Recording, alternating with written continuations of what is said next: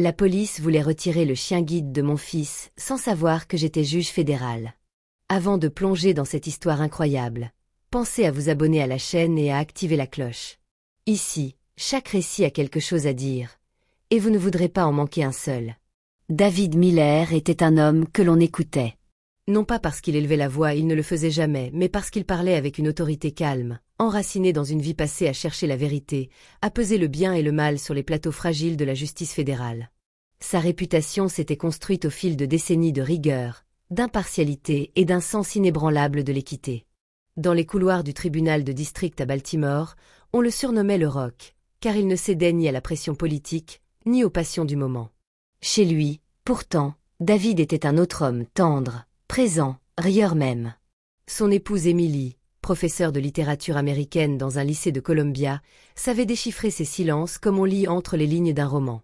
Leurs soirées étaient souvent ponctuées de lectures partagées, de vin rouge, de musique classique ou de vieux disques de folk américain.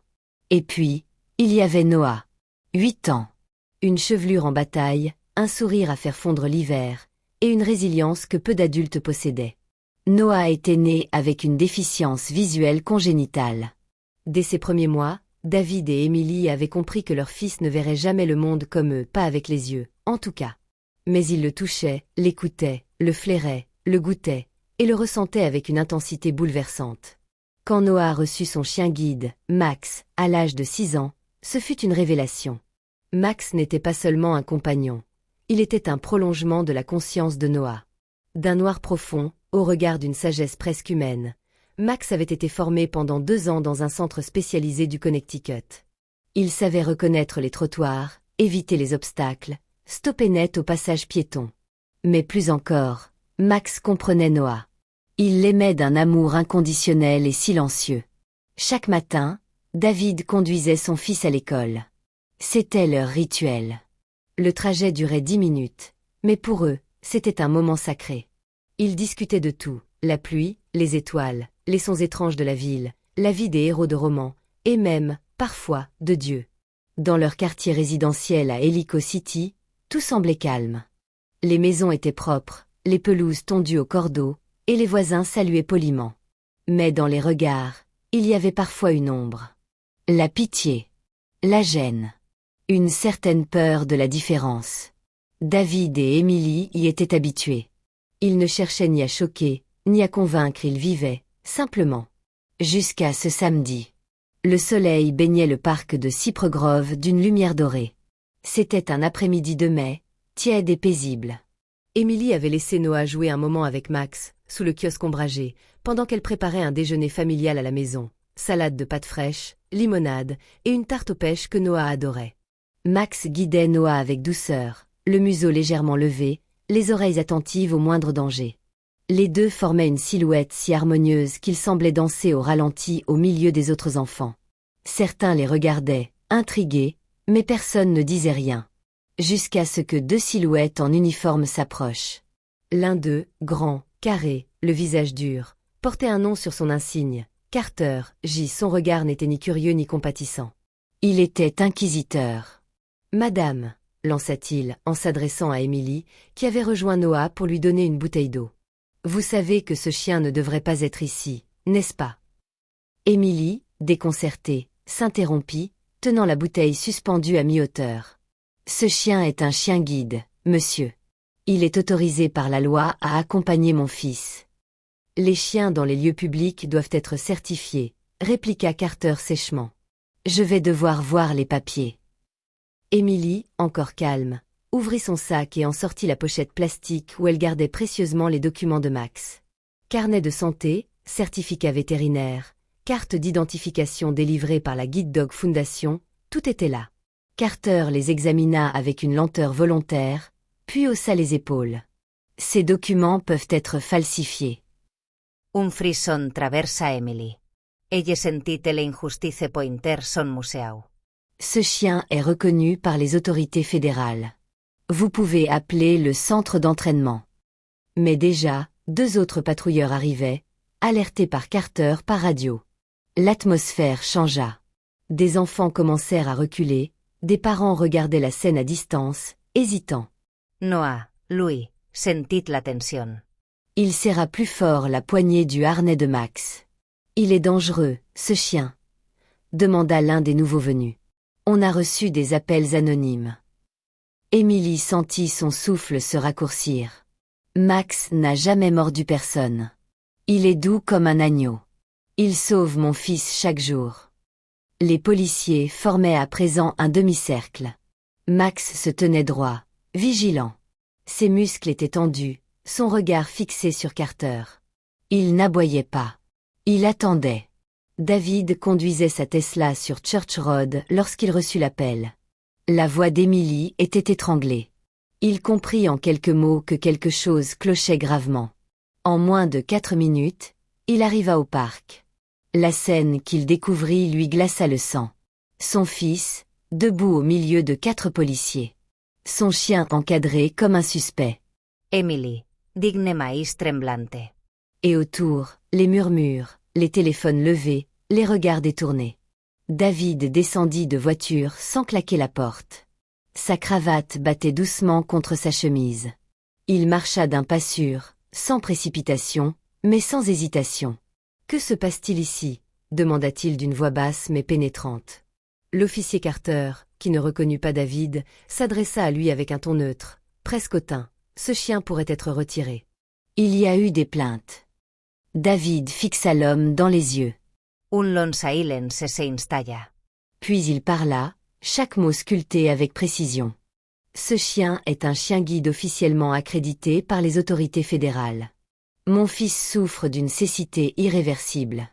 Toute tentative de retirer Max sans fondement légal constitue une violation de la section 504 du Rehabilitation Act, ainsi que de l'ADA, le Americans with Disability Act.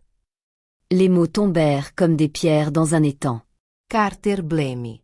Alors, David sortit lentement son portefeuille, l'ouvrit, et présenta sa carte. David A. Miller, United States District Judge. Le silence se fit total. Les policiers échangèrent des regards. Carter fit un pas en arrière. L'un des agents recula légèrement, les mains croisées dans le dos. Emily ferma les yeux un instant. No acaressa le museu de Max. David s'agenouilla devant son fils, posa une main sur son épaule. « Ça va aller, mon garçon. Personne ne te prendra Max. » Il se releva, se tourna vers les policiers, et ajouta d'une voix glaciale. « Je vous conseille de quitter ce parc. Immédiatement. Et de vous souvenir que la loi s'applique aussi à vous. » Dans les jours qui suivirent l'incident au parc, la sérénité du foyer Miller fut troublée. Pas par la peur, David et Emily ne cédaient jamais à la panique, mais par un malaise plus diffus, plus profond, celui de savoir que la justice pouvait fléchir non sous le poids du droit, mais sous celui des préjugés. David, qui avait passé sa vie à défendre la Constitution, ne pouvait pas rester simple spectateur. Assis dans son bureau tapissé de livres de droit et de souvenirs de procès mémorables, il relut les textes fondateurs, le Réhabilitation Act de 1973, la loi ADA de 1990. Ces piliers juridiques garantissaient explicitement les droits des personnes handicapées, leur accès à l'espace public, leur dignité. Ce que Noah avait vécu, ce que Max avait subi, n'était pas un simple malentendu administratif. C'était une fracture dans les principes fondamentaux du pays. David entama une enquête discrète. Il savait comment poser les bonnes questions sans éveiller les soupçons. Il contacta un ancien collègue du département de la justice, puis un avocat spécialisé dans les droits civiques à Georgetown, et enfin, une journaliste d'investigation du Washington Post qu'il connaissait depuis l'époque d'une vieille affaire de corruption. Les premières révélations furent glaçantes.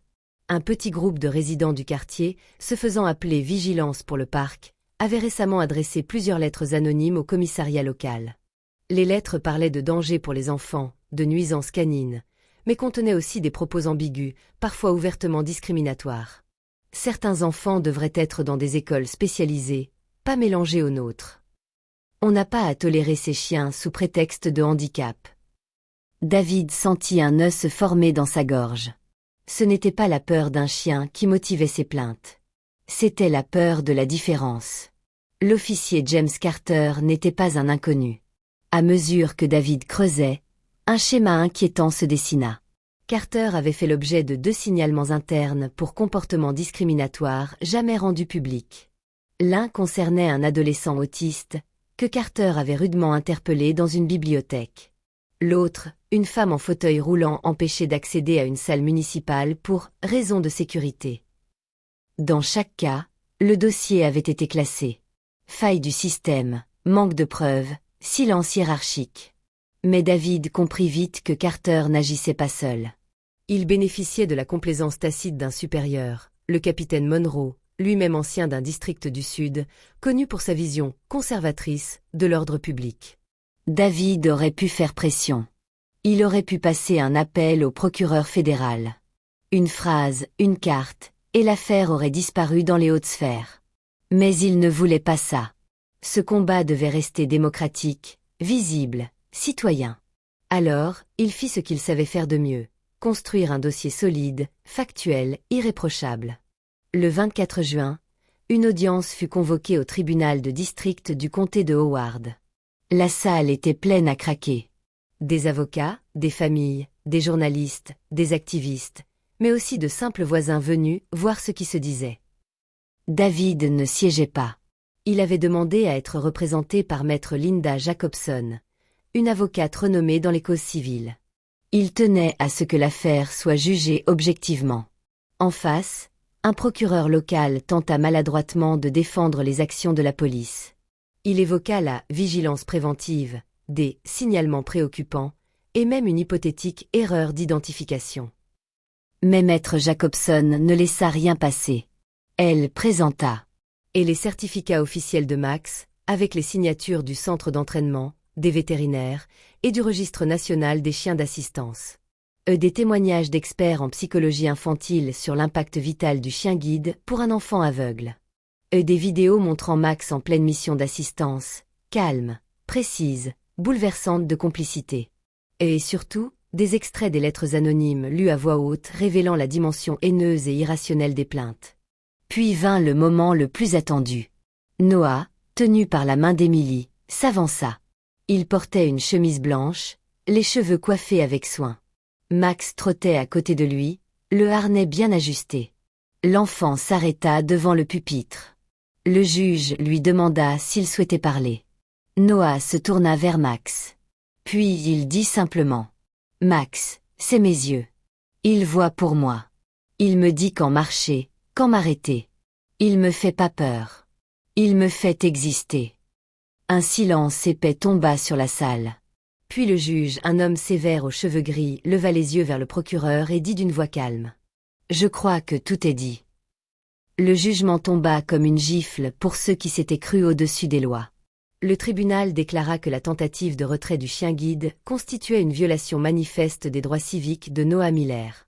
Les plaintes anonymes furent qualifiées de préjudiciables et non fondées, et le comportement de l'officier Carter fut jugé abusif et discriminatoire. Il fut suspendu de ses fonctions en attente d'une procédure disciplinaire interne. Mais pour David et Emily, ce n'était pas une victoire personnelle. C'était un signal. Un cri contre l'indifférence. Une étincelle dans l'obscurité de l'ignorance.